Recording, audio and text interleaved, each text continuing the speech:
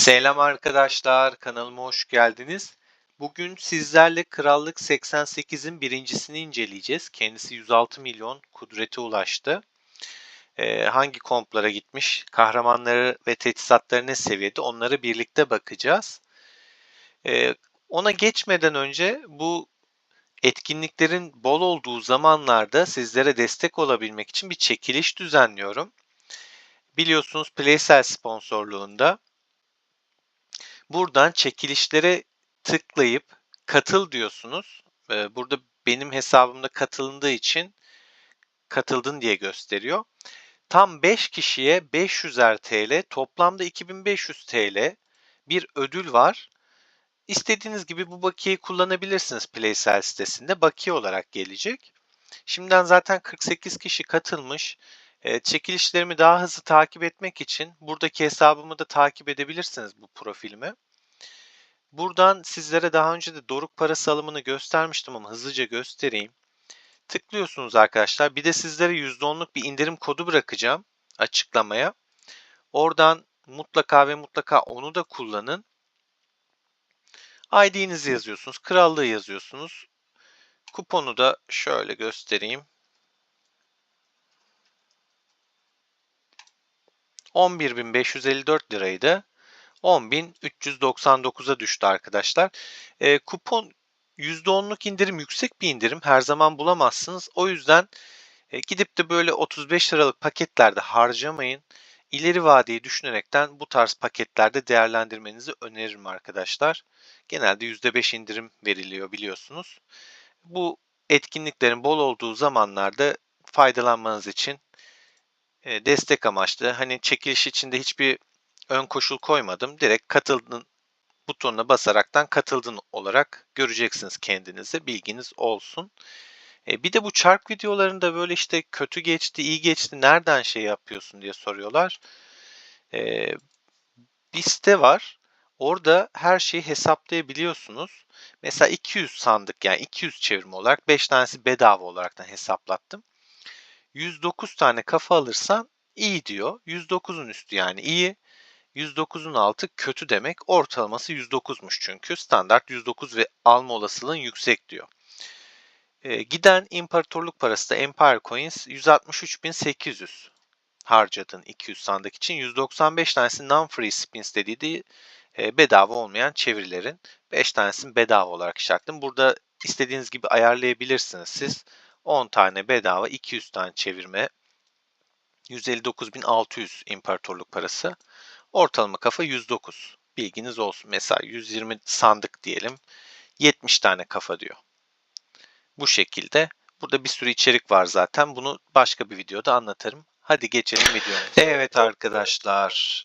İlk kompumuz okçu kompu yapmış. Mulan. Zaten balina dediğimiz için 5'in altında düşünmeyin yıldızları. Standart 5. Belarus'u 5. Ve Durgavati koymuş. Bakalım. Teçhizatlar 2 tane 60 seviye, 2 tane 80 seviye teçhizatı var. Taşlar kırmızı. Burada baktığımızda kapasite, birim tür saldırısı, birim türlerin savunması şeklinde koymuş. Kudret, tüm nitelikler artar. Mulan okçu ikincil vuruş mutlaka ben bekliyorum taşlarda ki dedim koymuş. İkincil vuruş. Bir tane sarı var burada. 80 seviye teçhizat, yıldızlarını vermemiş ama bayağı yükseltmiş, yani 80'e kadar basmış. Gerçekten sağlam dövme kiti harcamış. Ben daha ana kompumu 80 yapamadım. Tüm birim türlerinin saldırısı, kudret, ikincil vuruş yine yapıştırmış buraya. Şöyle genel bir bakış atalım taşlara. Kudret yükseltmiş. Tüm nitelik, ikincil vuruş, saldırı, kapasite, savunma vermiş. Ana kompu değil zaten, belli taşlardan da çok özen göstermemiş. Teçhizatlar ne kadar yüksek seviye olsa da bir balinanın ana kompu bu olmuyor arkadaşlar. İkincisi baktığımızda yanındaki Belevu. 30'ar seviye teçhizat. Yetenekler çok sağlam parşömen dökmüş bu arada. Yetenekleri full bunun. 5'te 5. Onları da göstereyim şöyle. Zayıf noktaya saldırı ve merhamet yapmış. Bellevue'ya geçtiğimizde 4'er seviye basmış. Zayıf noktaya saldırı ve merhamet yine aynılarını yapmış. Teçhizatlar 30 seviye demiştik.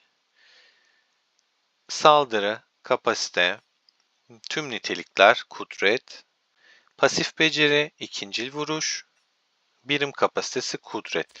Pasif vermiş. Ben Bellevue kullanmadığım için bilmiyorum. Pasif hangisi diyeceğim. Hemen çıktı burada zaten bakın pasif yeteneği. Kara gel git. Ne yapıyormuş? Ama ihtimal bu. Saldırı değil. Bu ikincil vuruş. Bu da ikincil vuruş. Yani taşı bilinçsiz mi koymuş? Elinde kaldığı için mi yapıştırmış? Hani kırmızı kırmızı gözüksün diye bilemedim. Ayı yüzüğü koymuş. Kudret ve zırh. Karşının zırhını hatta tüm kahramanlarının yani kendi kahramanlarının zırhını azaltıyor. Kumandanın kudretini arttırıyor.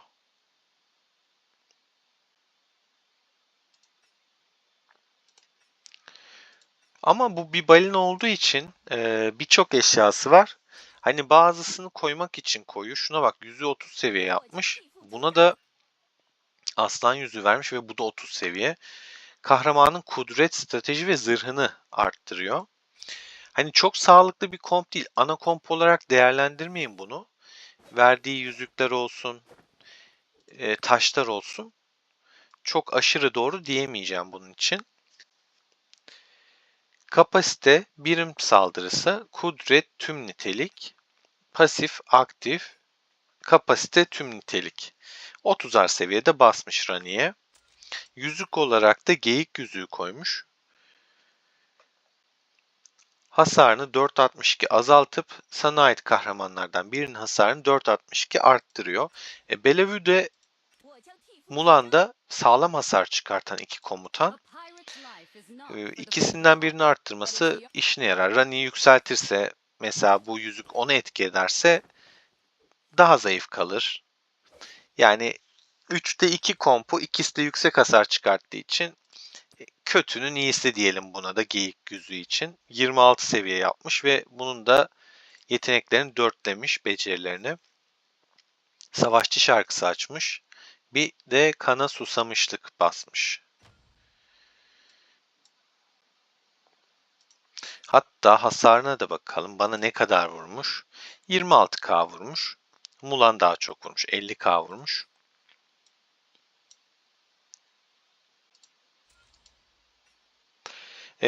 Buradan şöyle göstereyim size de kişinin kudretini. Baktığımız, incelediğimiz kişi Krallık 88'in birincisi 105,5 milyon güçte. Lato. Arenada vurdum ekibini görmek için. Kazanamayacağım bir savaştı zaten. Ama beraber bir inceleyelim dedim. Ne yapmış? Bütün ekiplerini de görmüş oluruz diye. Evet, geldik Arthur'a. Onu sona bırakacağım. Diğer Arthur'larla kıyaslarız. Lato'nun ana kompu normalde Hannibal'dı. Bakalım ne alemde Hannibal'ı. Bu zaten çok yüksekti. Kaç vurmuş bana? 14k. Ama zaten hani bu çok asker kalmadığı için o sırada doğru bir karşılaştırma değil. 67k askerim kalmış zaten bu sırada. Bir de mızraklıya karşı benim Richard ekibime karşı. Bakalım. Ana kompuydu zaten bu. Teçhizatı da görüyorsunuz 80. Zaten 80'di yanlış hatırlamıyorsam. Yüzüğü 30 yapmış şaşalı muhafızını. İkinci vuruş becerisi etkinleştirme ihtimali 6 saniyede bir 0.50 artıyor ve %40 ihtimal 3 saniye çifte saldırı kazanıyor. Normal saldırı, birlik saldırısı ve savunma veriyor. Yüzün normal standart özellikleri de. Teçhizat taşları ne yapmış? Ana komp olduğu için buna özenmiş olması lazım. Savunma, saldırı, kapasite, strateji, kudret, zırh, ikincil vuruş, Bayağı da yüklenmiş yani. Bunda zaten yıldızlar da full, beceri hasarı da %3 artıyor. Kapasite, strateji, ikinci vuruş. Statlara şöyle bakalım.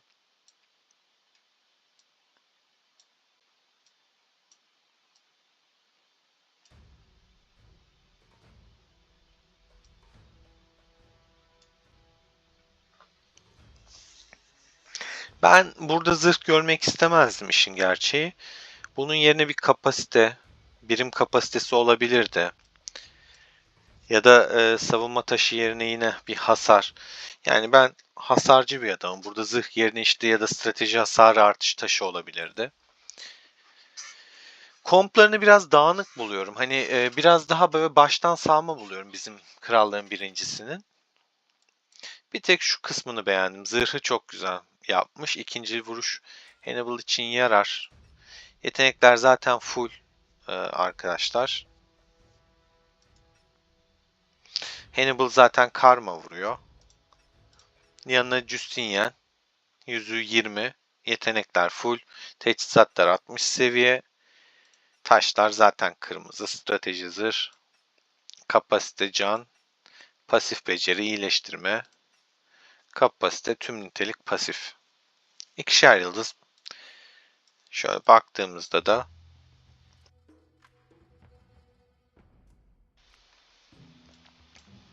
tüm birim türlerinin canı artıyor. İyileştirme etkisi artıyor. Pasif beceri hasarı artıyor. Yani Justinian için pasif beceri hasarı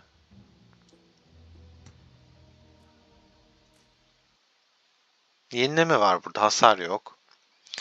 Burada da. Burada da. Yani bilmeden mi yapıyor yoksa rastgele mi yerleştiriyor, hiçbir fikrim yok arkadaşlar. Para var ama bazen bilginin de olması gerekiyor. İşte güç kimin elinde önemli, nasıl kullanacağı daha önemli arkadaşlar. Başka bir balina o yüzden daha üstün gelebilir. Hani bu kadar teçhizatı yüksek olmasa da bakın yüzükler 20 seviye, 20 seviye, 30 seviye. Mulan'a baktık zaten. Aynı şekilde mor yüzükler 30'ar seviye, teçhizatlar 80, 60, 30, 40. Ya bunlar çok ciddi emekler. Şurada gördüğünüz parşömen istiyor bunlar. Zaten oynayan kişiler olarak biliyorsunuz bunları fulllemek için ne kadar çok parşömen gerekiyor. Adamın her kompu çok ciddi masraf yapılmış komplar ama gelin görün ki ya zaten kırmızı taşı bile, hatta bir tane videomda yorumlarda vardı nereden buluyorsunuz diye. Evet, bulması çok zor kırmızı taşı çünkü yapması zor, yani bulunmuyor zaten, yapıyorsunuz sarı taşları yükselterek. Sarı taşın da aynısından 3 tane yapmak zor. Bu arkadaş yani garip garip yerleştirmiş.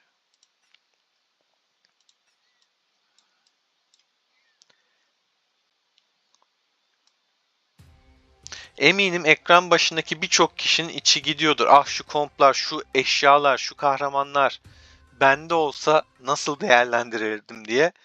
Yorumlarda buluşalım arkadaşlar. Neler yapardınız? Nasıl değerlendirirdiniz? Yazın. Evet, bunu geçelim.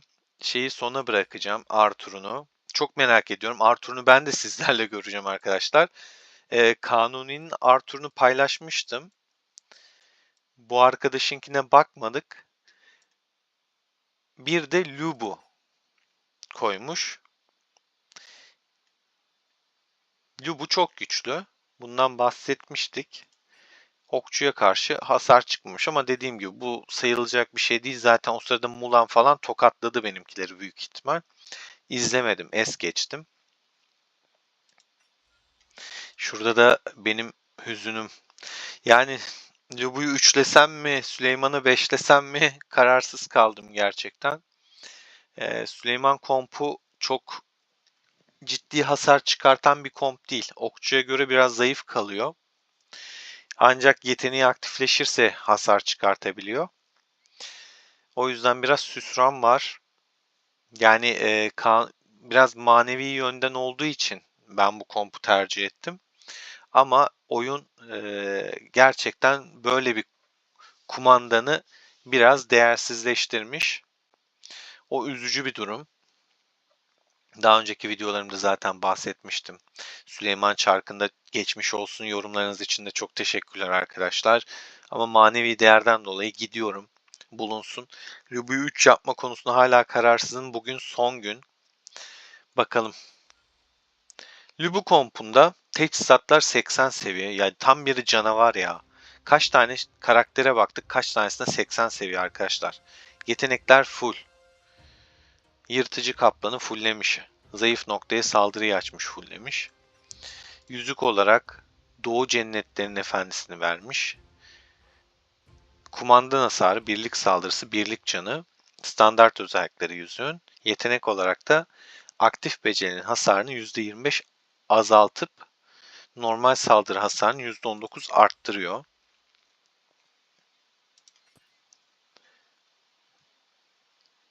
İki buçuk yıldız basmış. Saldırı, kapasite, savunma, tüm nitelik, kudret, zırh, normal saldırı ikinci vuruş, yine normal saldırı hasar yükselticisi. 3 yıldız basmış buna da. Buna da 3 yıldız basmış. Bir tanesine de çentik atmış. Birim kapasitesi zırh ikincil vuruş. Şöyle bir bakalım stada.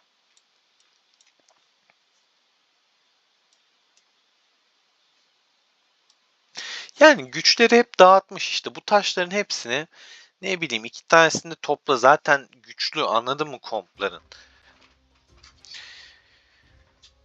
Kullanamamış bence. Gerçekten kullanamamış. Karışık vermiş. Yani sanki hani ben oyunu bilmiyorum. Elimde bu taşlardan var. Bakın her türden koymuş. Saldırı koymuş, kapasite koymuş. Tamam. Okey. Sorun yok. Tüm nitelik arttırmış. Kudret arttırmış. Zırh arttırmış. Bakın daha şimdiden 2 tane teçhizatta 6 tane farklı taş saydık. Saldırı, savunma, kapasite, nitelik, kudret, zırh. 2 teçhizat 6 farklı taş. Yani gereksiz. Saldırı, ikinci vuruş, normal saldırı. 7. taşımız geldi. 7 tane farklı taş kullanmış. Garip. Yanına Guan Yu yapıştırmış. 60'ar seviye teçhizat. Yetenekler 4 seviye. Burada ölümcül darbe açmış. Yanına da eleştirel içgörü. Büyük ihtimal Atilla'da da bu açıktır. Teçhizatlar 60 seviye, birer yıldız, birer tane de çentik atmış tepeden. Taşı bitmiş herhalde. Bakın burada 60 seviye, üçer yani 3. taş yuvaları açık bu teçhizatların ama hiçbirinde 3. taş yok. Saldırı, savunma koymuş. Zırh, kudret, normal saldırı, pasif beceri, kapasite, zırh. Yani taş olmayacağını da zannetmiyorum ama herhalde kırmızının dışında koymak istememiş. Çünkü mutlaka abi elinde en kötü abi yeşil falan vardır ya. Bayınasın sen abi. Yapma gözünü seveyim. Herhalde kaliteyi bozmak istememiş. Aç kalırım, boş kalsın daha iyi demiş. Kapasite artışı, zırh, normal saldırı, pasif beceri, kudret. Yani oku oku bitmiyor arkadaşlar. Kaç tane taş var işte görüyorsunuz. 7 tane taş da burada. Atilla'ya geçelim. Eleştirel içgörüyü açmış 4 demiş. Savaşçı şarkısını açmış 5 demiş. Deli gibi parşömende basmış yani. Yüzü 30 yapmış. Bunun yüzüne bakmış mıydık? Oyunun verdiği iris yüzü 30 seviye basmış. Kritik oranında 30 seviyede 1.26'yı almış. Allah bereket versin. Atilla'ya gece kurdunun yüzüğünü koymuş. Hasar, birlik saldırısı. 9. normal saldırıdan sonra tüm kahramanın normal saldırı ikinci vuruş becerisi %5.25 kudret bonusu arttırıp zırhında 3 tane 7.35 azaltıyormuş. Teçhizatlar 60. 2 tane 2 yıldız, 2 tane de birer yıldızın bir tık üstü var. Kapasite, saldırı, savunma, kudret, nitelik, aktif, pasif, normal, Savunma, kudret, pasif. Yani yine taş sarmalına girmiş. Hatta 8 tane taş var abi burada farklı farklı.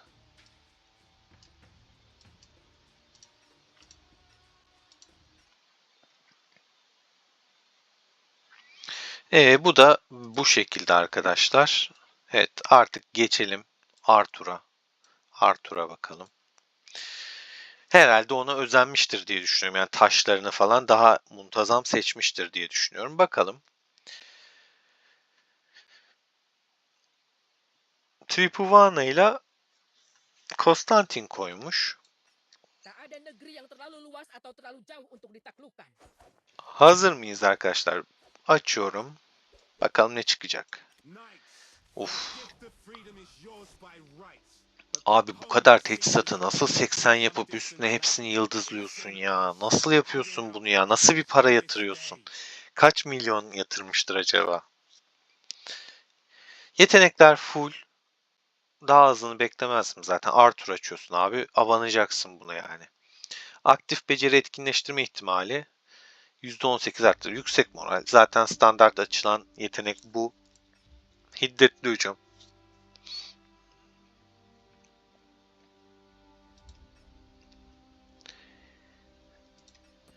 Parıltılı güneş yüzüğü. Güzel. Kudret hasar veriyor. Arthur'da kudret vuruyor. 30 seviyede basmış tertemiz. Kaç milyon yatırmıştır arkadaşlar sizler? Düşüncelerinizi yazın yorumlara. Yani şunlara bakınca teçhizatlar yani burada giden dövme kitini bir anda düşünüyorum. Anlatırken şurada giden beceri parşömenlerini düşünüyorum. Şurada yüzüklere bastı. Yani bir bence 9 milyon TL olaraktan yatırmıştır ya. 9 milyon TL yatırmıştır çok rahat. Daha çünkü Santozu'su falan var bu adamın 5 yıldız olan. Onda da şeyler vardı. O da çark komutanı. Ona da iyi para yatırmış olması lazım. 5 yıldız. Yani daha gösteremediğim komutanları var. Miyamoto'su var. 5 yıldız. Kendisinden isterim bir gün hepsini. Ama yani gerçekten bilmiyorum gönderir mi? Eski düşman sonuçta. Şimdi aynı ittifaktayız ama eskiden savaşıyorduk. Şimdi baktığımızda saldırı, kapasite 3 yıldızı geçmiş. Yine 80 seviye 3 yıldızı geçmiş. Kudret, tüm nitelik. Bu artık neredeyse full olacak. 3 yıldızı geçmiş. Hasar azaltma özelliğin bonusunu da kapmış o yüzden. Aktif, pasif beceri. Yine 3 yıldızı geçmiş. 80 seviye teçhizatların hepsi zaten. Saldırı, kudret, normal saldırı. Bakın bu biraz daha dengeli. Çok aşırı taş çeşidi görmedik. Gerçi var yine. 2, 4, 6, 7 tane var ya. Gözüme o kadar gelmedi ama koymuş demek ki. Kudret gördüm bol bol. Her şeyde onu gördüm. Olması gereken tabii. Koyulmayan teçhizatlar var. Saldırı. Yani peki bunun aktif yeteneği şu. Kudret hasar veriyor. Tamam, aktif taşın işe yarıyor. Bunda yarıyor. Bu pasif yetenek. Zaten etkinleştirme ihtimali arttırıyor. Taşa gerek yok. Bu da pasif yetenek.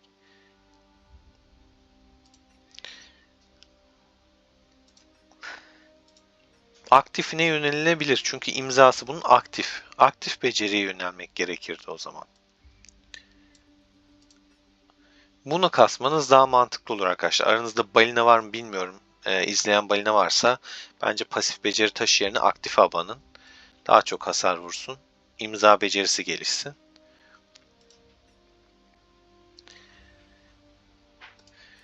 Konstantin'e bakalım. Baykuş yüzüğü.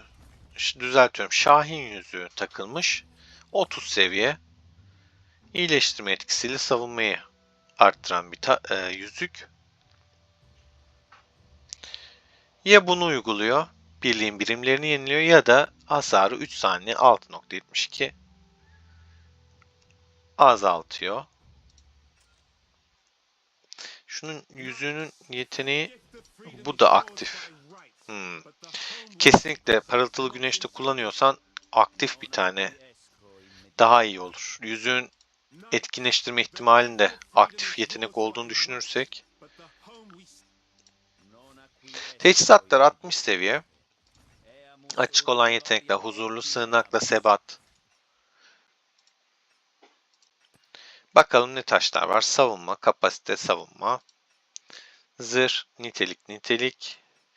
Sıra tabanlı beceri hasarı artıyor. Yani bak mesela abi sen Konstantin'e full destek olaraktan yükleniyorsun. Bu zaten imza yeteneği de yine destek. Yani komutanın kendisi yenileme ve buff komutanı. Gidiyorsun burada aktif beceri hasarı arttıracak taş takıyorsun. Git abi bunu tak şeyine, Arthur'una yani. Garip. Gerçekten garip. Kapasite, nitelik, pasif beceri hasarı. Yine abuk sabuk yani. Garip ya. Gerçekten garip, bir şey demeyeceğim. Bu arkadaşa oyunu öğretmemiz lazım. 8 tane farklı taş var abi. Hayır, sonra KVK'larda başka balina geliyor, kesiyor bizimkini. Ha, çok iyi kesiyor. Hasar veriyor. Ama bir de doğru liste neler yapacak siz düşünün ya. İnanılmaz bir şey. Geçen KVK'da attım mı hatırlamıyorum ama çok ciddi bir karşı tarafta kayıp yaşatmıştı. Daha önceki videolarımdan bu Lato'yu paylaşmıştım zaten balina olaraktan. Oradan bakabilirsiniz. Karşılaştırabilirsiniz neleri geliştirmiş. Santuzusu vardı zaten. Bir tane videomun kapağına Santuzu olarak koymuştum. Onu da kontrol edebilirsiniz. Miyamoto'su da vardı. Bütün kahramanlar var yani arkadaşlar. Richard'ı falan var mıydı hatırlamıyorum. Richard'ı olmayabilir bir tek. Onu alamamış olabilir. Ondan hiç emin değilim. Hakikaten hiç Richard görüp görmediğim emin değilim. Bugün de bu çarkının son günü, hatta 4 saat kalmış. 3 yapıp yapmama konusunda çok kararsızım. En kudretli valide de şöyle genel göstereyim. Birinci kendisi. Ama zaten kimse girmiyor gördüğünüz gibi. 32 milyon falan. Ben mesela hiç kasmadan 29'uncuyum. Bir şey de yaptığım yok. Hani çantayı da göstereyim arkadaşlar. 29 gün hızlandırıcı. Ha, eğitimli araştırma basmışım bir. İnşaat kullanılmış gibi. Eskiden ne kadar da hatırlamıyorum. Ben tamamen biraz kafama göre basıyorum. İhtiyacım olduğunda, buff aldığımda kullanıyorum. Vali benim için önemli değil ama e, en kudretli imparatorluk önemli. 89 ile eşleştik. 89'dan izleyen arkadaşlar varsa şimdiden başarılar diliyorum kendilerine. Güzel bir savaş olsun. Kazanan taraf biz olalım. Videoyu burada bitiriyorum arkadaşlar. Kendinize çok iyi bakın. Kanala abone olup beğenmeyi unutmayın. Destekleriniz kıymetli. Devamının gelmesi için önemli. Ha, kısaca bir de size diğer Arthur'u göstereyim. Ama onun teçhizatlarını gösteremem buradan. Onu kanundan istemem lazım. Ama kabaca şu şekilde. O da zaten artık 5 yıldız. Tripuvana, Konstantin aynı düzen. Burada farkı istihkam var. Tripuana'da farklı galiba yetenekleri. Diğerinkini hatırlayamadım şimdi. Az önce baktık ama hatırlamıyorum. Hiddetli hücumla rakipsiz saldırı açılmış. Evet, diğer Arthur'un hiddetli hücum şeyle değildi sanki ya. Bakalım hemen.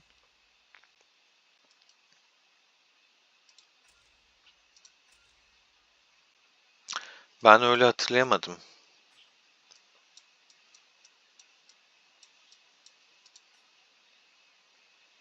Yüksek moral var, evet.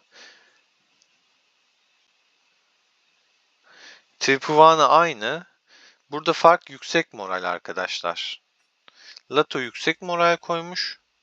Kanuni ise neydi yeteneğin adı? Rakipsiz saldırı koymuş.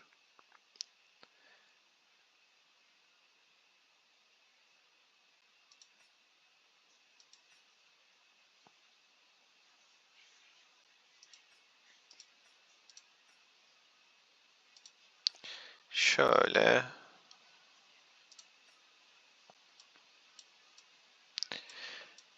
Bitireyim videoyu. Bende vardı da Arthur'u Kanuni göndermişti ama düzgünce inceleriz. Videoyu uzatmak istemiyorum. Yoksa mesajlarda onun Arthur'u var. Göndermişti bana sağ olsun kendisi.